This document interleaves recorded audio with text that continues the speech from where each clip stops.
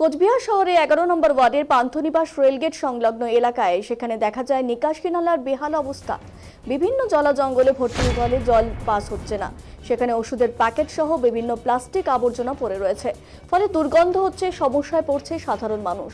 ওই এলাকায় সাধারণ মানুষের অভিযোগ, কাউন্সিলরকে বেশ কয়েকবার জানানো হয়েছে, তবে তাতে কোনো লাভ হয়নি। পৌরপ্রধান বীরেন কুণ্ডু যখন ছিলেন তখন প্রায় ওই ড্রেনটি পরিষ্কার করা হতো, তবে বর্তমান সময়ে সেই ড্রেন পরিষ্কার করা হয় না। যখনই তারা কাউন্সিলরকে বিষয়টি জানায় তখন তাদের আশ্বাস দেয় ড্রেন পরিষ্কার করার জন্য, তবে এমতো অবস্থায় নিকাশি নালা পরিষ্কার হয়নি। এই বিষয়ে তারা আরও জানায়, কাউন্সিলর এই বিষয়টি কোনো গুরুত্বই দিচ্ছে না, এখানে কোনো গাফিলতি রয়েছে। এবার যদি তাদের কোনো সুরাহা না হয়, ড্রেন যদি তারা পরিষ্কার না করে, সেই ক্ষেত্রে তারা আন্দোলনের দিকে যেতে বাধ্য হবে।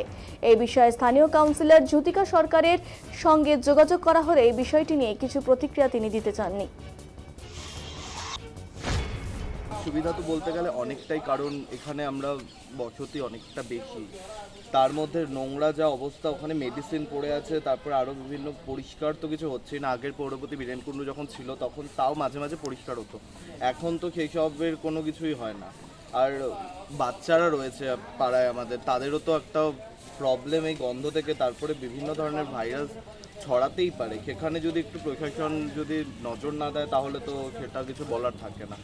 বলতে পারবো না, বলা তো অনেকবারই হয়, এখন তারা কেন পরিষ্কার করছে না তাদের ব্যাপার বলতে পারছে না। আগে যখন এই পৌরপতি বীরেন কুণ্ডু ছিলেন তখন ওনারও এলাকা যেহেতু পাশেই, উনি নজরটা ভালো রাখতেন, উনি মর্নিং ওয়ার্কে আসতেন, একে দেখে যেতেন ঠিক আছে কিনা। এখন তো সেই সব কিছুই আর হয়ও না, তো এইসবই।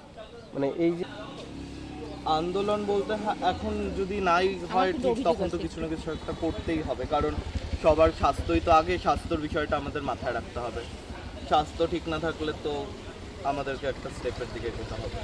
অভিযোগ রয়েছে এই হাইড্রেন দীর্ঘদিন ধরে সংস্কার হয় না এবং পরিষ্কার করা হয় না।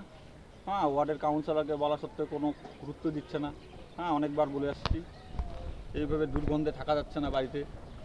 দীর্ঘদিন এই সমস্যা। তা হয়তো পূর্ববর্তী যখন বীরেন কুণ্ডু ছিল তখন তো বেশ কয়েকবার পরিষ্কার হতো, তারপরে গত 7-8 বছর ধরে এই ড্রেন সংস্কারও হয় না এবং পরিষ্কারও। দুর্গন্ধে আমরা অতিষ্ঠ, এখানে থাকা আমাদের এখন দায় হয়ে গেছে। সুতরাং এটা সমস্যাটা অনেক দিনের ধরে চলছে, কাউন্সিলরকে বলে কোনো লাভ হচ্ছে না এবং গুরুত্বই দিচ্ছে না কথা। কতটা অসুবিধা হচ্ছে? কতটা অসুবিধার সম্মুখীন বলতে, আমরা বাড়িতে থাকতে পারছি না, সন্ধ্যা লাগলে মশা মাছির উপদ্রব, রোগ ব্যাধি হচ্ছে।